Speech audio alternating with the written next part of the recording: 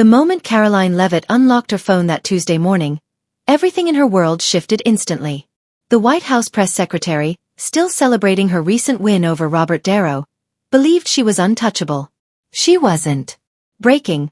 Congresswoman Jasmine Crockett files $80 million lawsuit against Karoline Leavitt for defamation and civil rights violations. The notification lit up her screen like an explosion. Leavitt's hands trembled as she saw the headline repeated by CNN, Fox News, and MSNBC at the same time. This wasn't a normal lawsuit.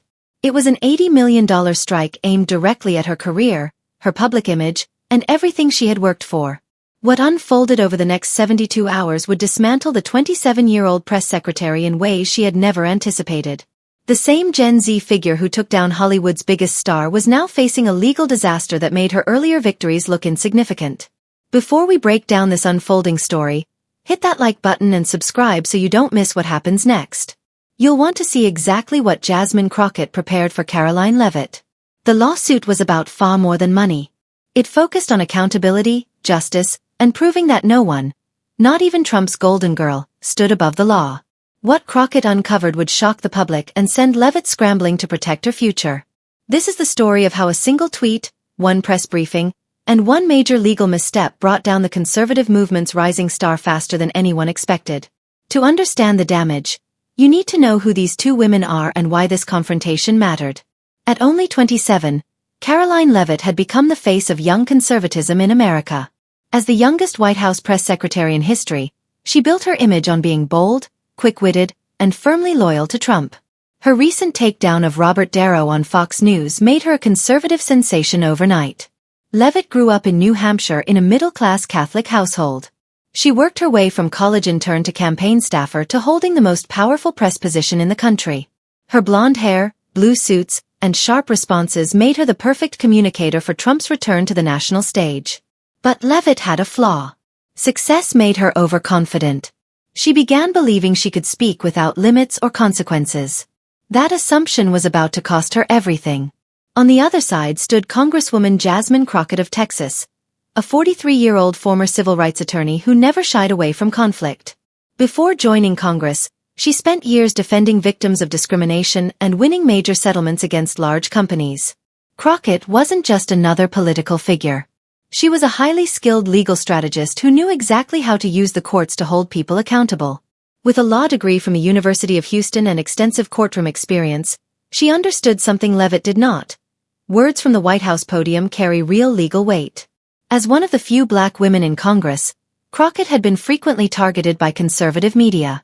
But she learned how to fight back using the strongest weapon she had: the law. The clash between these two women became so explosive because it represented two opposing worlds. Leavitt symbolized the new conservative movement, young, social media-driven, and convinced they could say anything without repercussion. Crockett represented seasoned accountability, trained, experienced, and prepared to make people answer for their statements. The stakes couldn't have been higher. For Leavitt, this lawsuit threatened to end her rising political career. An $80 million judgment would financially ruin her and leave her unemployable in government. For Crockett, the case was proof that no one inside the White House was beyond legal responsibility, no matter their age or popularity.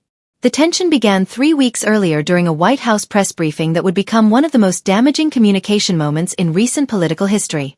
It was a typical Tuesday afternoon, and Leavitt felt confident after a series of strong press briefings where she easily handled difficult questions.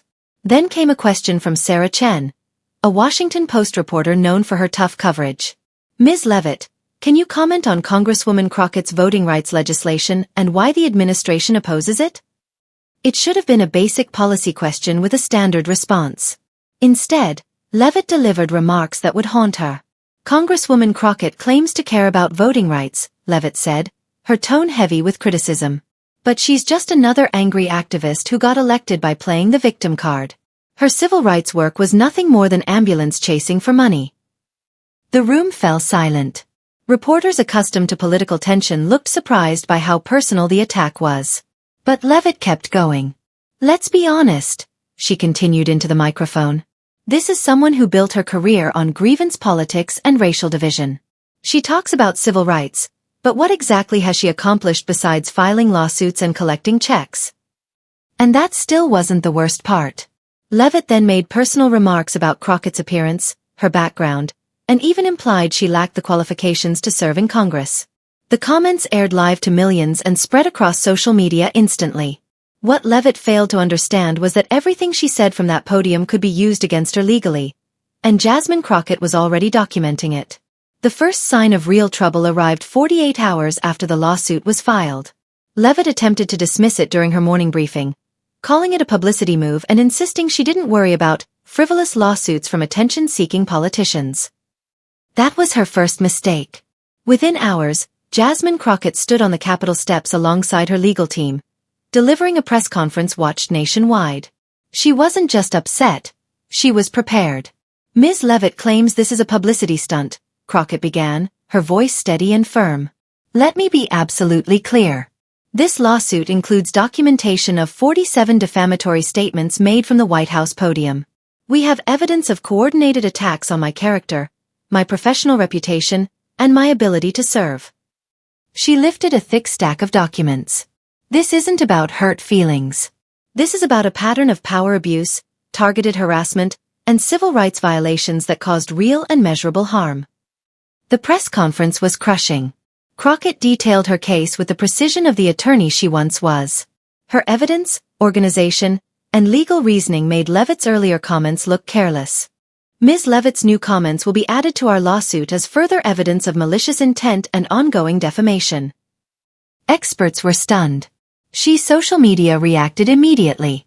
Crockett versus Leavitt trended within minutes, but this time the reaction was different. Many conservatives stayed quiet. Legal experts started offering commentary, and their assessments were alarming for Leavitt. This is not a weak lawsuit, attorney Mark Jaros tweeted. Crockett has a strong case, and comments from the White House podium make it more serious. CNN analyst Jeffrey Toobin was even clearer. When you're a government official making personal attacks from an official platform, you lose protections regular citizens have. Crockett knows exactly what she's doing. Inside the White House, panic set in. Senior staff were furious that Leavitt had created such a significant legal problem. Lawyers worked to determine whether the administration could also be held liable. Trump, who once praised her Fox News performance, now viewed her as a problem. Insiders reported he privately warned that Leavitt needed to fix the situation or face consequences. But under pressure, Leavitt made her second major mistake. Instead of apologizing, she escalated the situation. I stand by every word I said about Congresswoman Crockett, she declared at her next briefing, her voice slightly unsteady. If she can't handle criticism, maybe she shouldn't be in politics. The room froze. Even conservative reporters appeared uneasy. One veteran journalist later said it felt like watching someone ruin their own career on live television. That evening, Crockett's legal team released another statement that sent shockwaves through Washington. Just increased the potential damages, said former prosecutor Pat Barbara. This is a major legal error. For the first time since stepping into the role, Leavitt no longer had solid conservative backing. While a few Trump supporters defended her, many others distanced themselves. The first signs appeared subtly on social media as prominent conservative figures who once praised Leavitt began posting neutral statements. Charlie Kirk, who once called her the future of conservatism, wrote, "Legal battles distract from America's real priorities. Everyone should focus on serving the public." But the most surprising criticism came from an unexpected figure. Megyn Kelly, a well-known conservative commentator, dedicated an entire episode to discussing the importance of professionalism in political communications. She didn't mention Leavitt by name, but the message was unmistakable. When you represent the country from that podium, Kelly said, every word carries responsibility. When your comments move from policy debate to personal attacks, you lose the credibility needed to speak on behalf of the American people. Even Fox News hosts appeared uneasy. Tucker Carlson, normally one of the administration's strongest supporters, dedicated an entire segment to stressing the need for careful communication in government positions. The message was unmistakable. Leavitt had crossed a line, and even her usual allies could no longer defend her. The most significant blow came from Senator Ted Cruz, one of Leavitt's earliest backers. In a statement that sent shockwaves through conservative circles, Cruz said, "Public officials must be held to the highest standards. When those standards are broken, accountability must follow." The situation deteriorated further when audio leaked from a White House strategy meeting. In the recording, Leavitt could be heard saying, "I don't care what some lawyer from Texas thinks. She can sue me all she wants. I'll beat her in court just like I beat Daryl on TV." The leak caused serious damage because it showed Leavitt still didn't grasp the gravity of her situation. She was treating a federal lawsuit like a TV argument. When reporters questioned her about the recording at the next briefing, her answer revealed everything. "I don't comment on private conversations that may or may not have been recorded illegally." But the harm was already done. Her own words were being used against her, and she had no effective response left. The moment that truly ended Karoline Leavitt's career came exactly 1 week after the lawsuit was filed. It wasn't a dramatic court exchange or a heated press event. It was something far more damaging. A simple legal filing that exposed just how serious the case had become. On Monday morning, Jasmine Crockett's legal team submitted a motion for expedited discovery that instantly became the most discussed legal document in Washington. The 47-page filing didn't just request damages.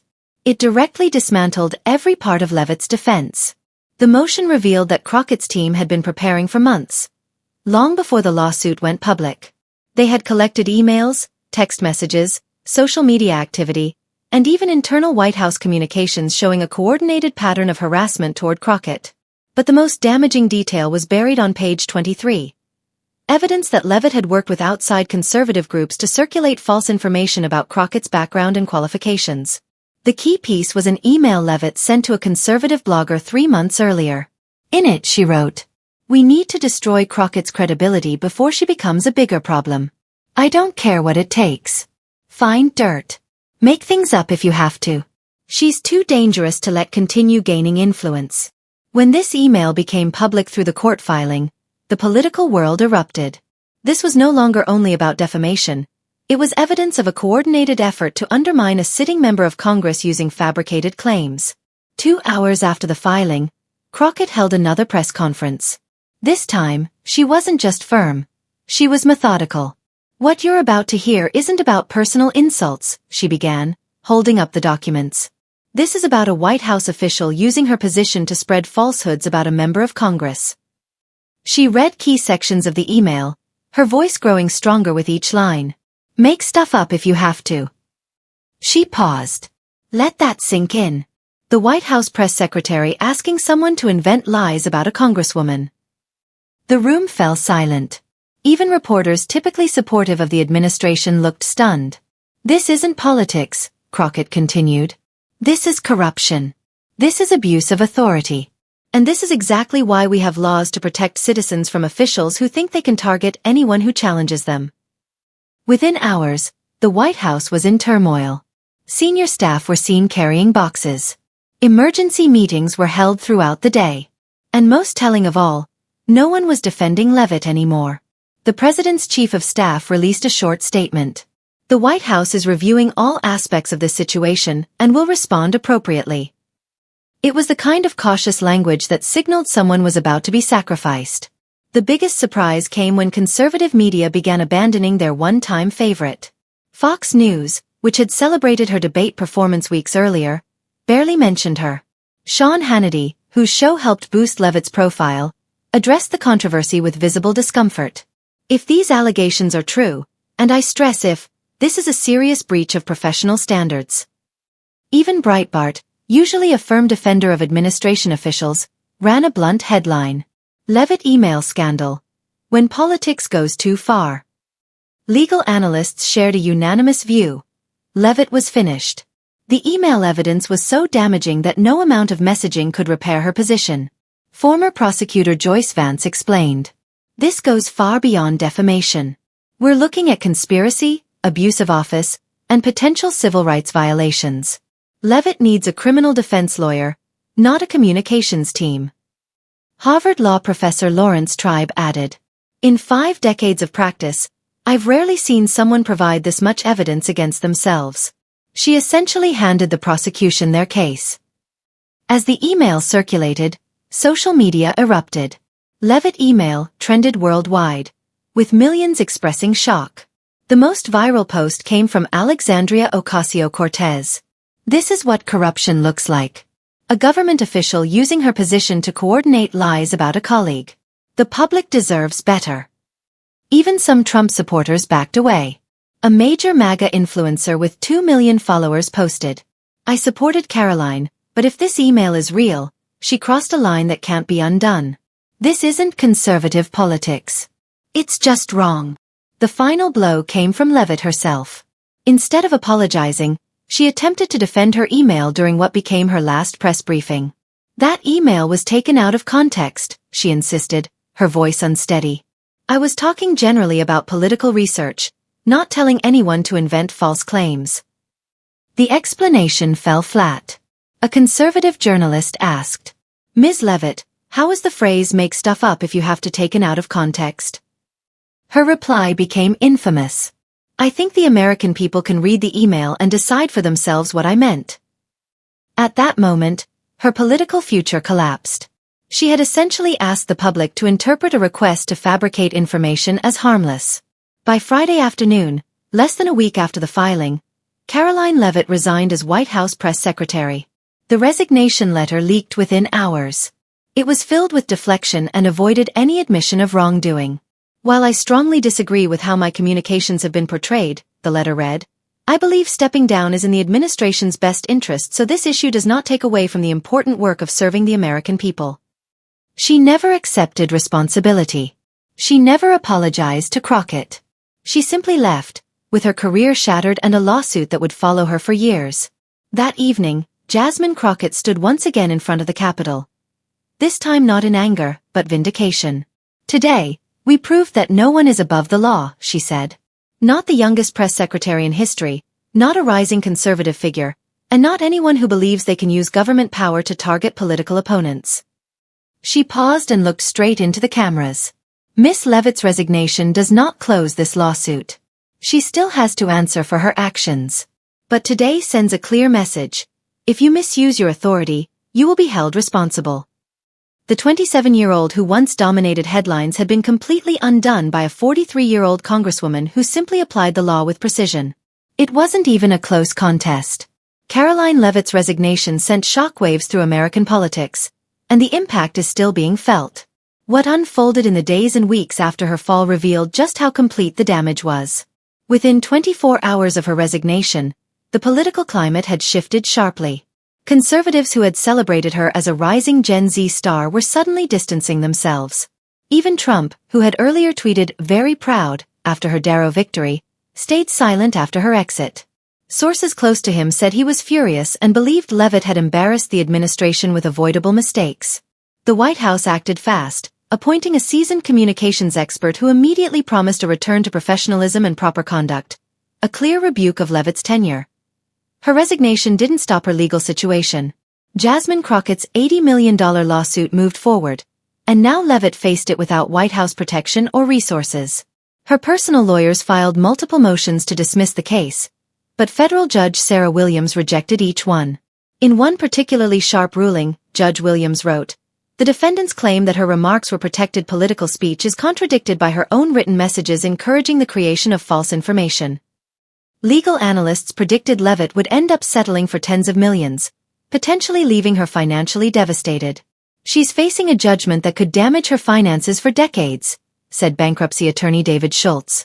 This is what happens when political ambition overrides basic legal judgment. The hashtag Leavitt destroyed dominated social platforms for weeks. Millions shared memes, reactions, and commentary on her rapid downfall. The contrast with her earlier Darrow victory was stark and embarrassing. The most viral posts used her own statements against her. Clips of her calling the lawsuit a publicity stunt were paired with news of her resignation, producing powerful before and after videos that drew millions of views. TikTok creators explained how the youngest press secretary became a major warning in modern politics. One video, with over 50 million views, showed her confident briefings beside audio from the courtroom exposing damaging evidence. The scandal forced conservative media to confront uncomfortable realities. Their eagerness to elevate Leavitt led them to overlook clear warning signs. Several major commentators admitted they misjudged the situation. Tucker Carlson dedicated a segment to the risks of promoting political figures too quickly without proper scrutiny.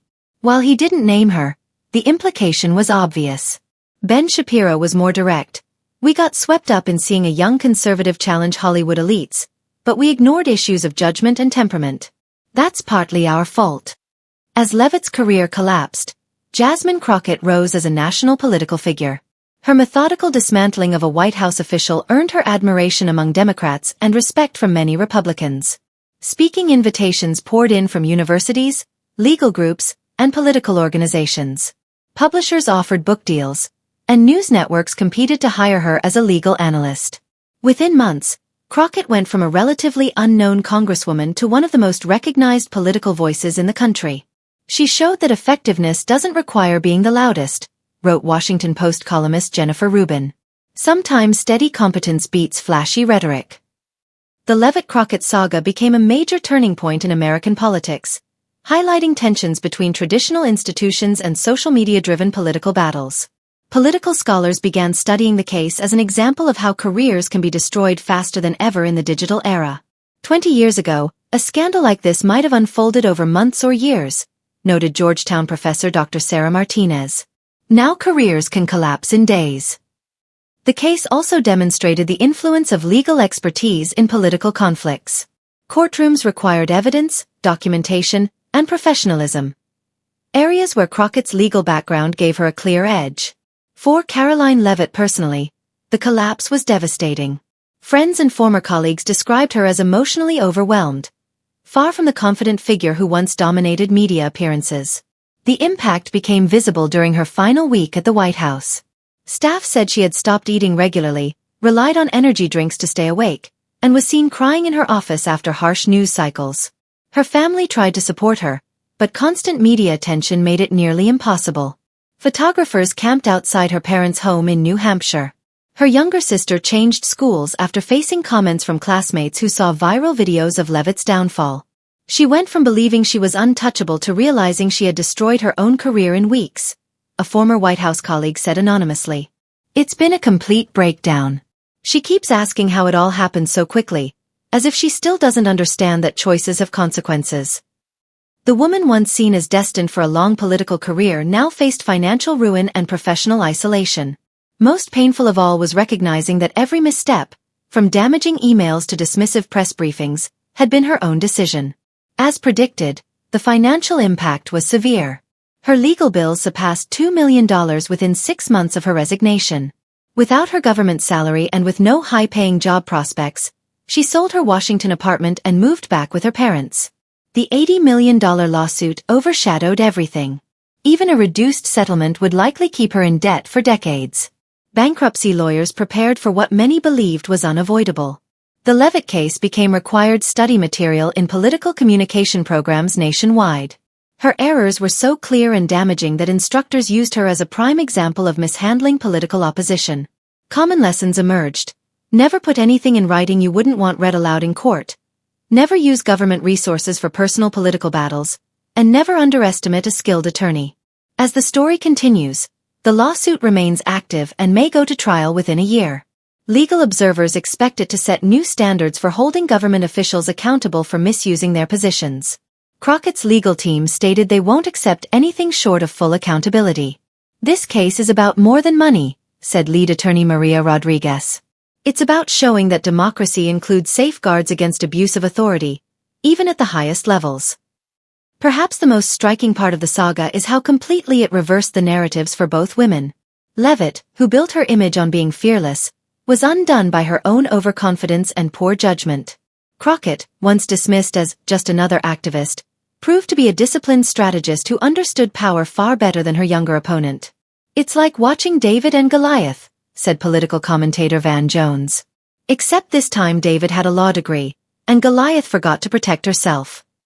The case has already changed how political figures approach communication. Officials are now more cautious about public statements, knowing legal consequences can follow.